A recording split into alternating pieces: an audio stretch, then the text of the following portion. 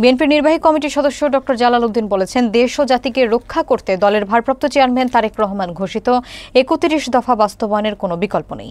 তিনি অভিযোগ করেন, গত ১৬ বছর ধরে আওয়ামী লীগ সরকার বিনা ভোটে ক্ষমতায় থেকে দেশের সম্পদ লুটপাট, দুর্নীতি এবং বিরোধীর মতো দমনে মিথ্যা মামলার আশ্রয় নিয়েছে। তাই আগামীতে সরকার গঠন করে ৩১ দফা বাস্তবায়নের জন্য কাজ করছে বিএনপি। বিস্তারিত থাকছে মনিরুল ইসলাম মনিরের তথ্যচিত্রে। শনিবার বিকেলে চাঁদপুরের মতলব উত্তরের ফতেপুর পূর্ব ইউনিয়নে বিএনপির ভারপ্রাপ্ত চেয়ারম্যান তারেক রহমান কর্তৃক জাতির সামনে উপস্থাপিত রাষ্ট্রকাঠামো মেরামতের ৩১ দফা বাস্তবায়নের লক্ষ্যে এক আলোচনা সভার আয়োজন করা হয়। সেখানে প্রধান অতিথির বক্তব্যে বিএনপির নির্বাহী কমিটির সদস্য ডক্টর জালাল উদ্দিন বলেন, দেশ ও জাতিকে রক্ষা করতে তারেক রহমানের ঘোষিত ৩১ দফা কর্মসূচির বাস্তবায়নের কোনো বিকল্প নেই।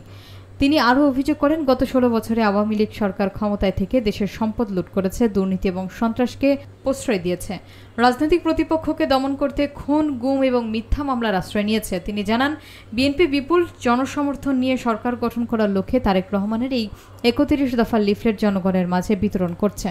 ফতেপুর পূর্ব ইউনিয়ন বিএনপির সভাপতি তোফায়েল পাটোয়ারির সভাপতি এবং সাধারণ সম্পাদক নজরুল ইসলাম সরদারের সঞ্চালনায় অনুষ্ঠিত এই সভায় আরও বক্তব্য রাখেন ডক্টর জালাল উদ্দিনের সহধর্মিণী ইঞ্জিনিয়ার শাহনাজ শারমিন, মতলব উত্তর উপজেলা বিএনপির সাবেক সাধারণ সম্পাদক আলমগীর সরকার, উপজেলা বিএনপির সিনিয়র সহসভাপতি এস.এম. জাহাঙ্গীর আলম এবং যুবদল ও ছাত্র দলের স্থানীয় নেতৃবৃন্দ।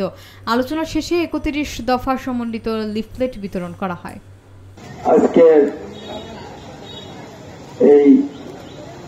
ঘরোয়া অনুষ্ঠানের বিএনপি ও তার অঙ্গ সংগঠন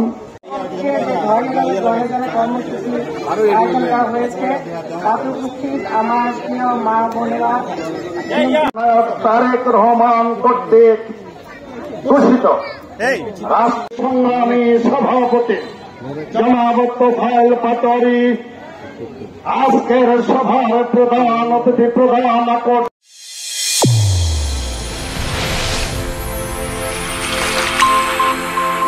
চ্যানেল A1 হৃদয়ের স্পন্দন।